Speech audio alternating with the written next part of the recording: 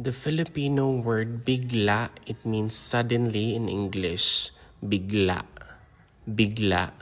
Bigla na lang siyang nawala. That means he or she suddenly disappeared. Bigla is sudden, suddenly. And then siya is he or she nawala is like disappeared, cannot be found, lost.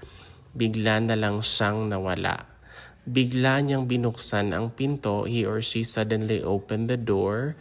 Bigla is like suddenly, and then niya is he or she, is gender neutral. Bukas means like to open. Binuksan is open, past tense. And then a pinto is a door. Bigla niyang binuksan ang pinto.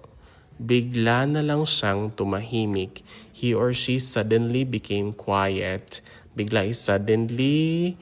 Lang is like only. And then siya is he or she, it's gender neutral. And then tahimik means quiet.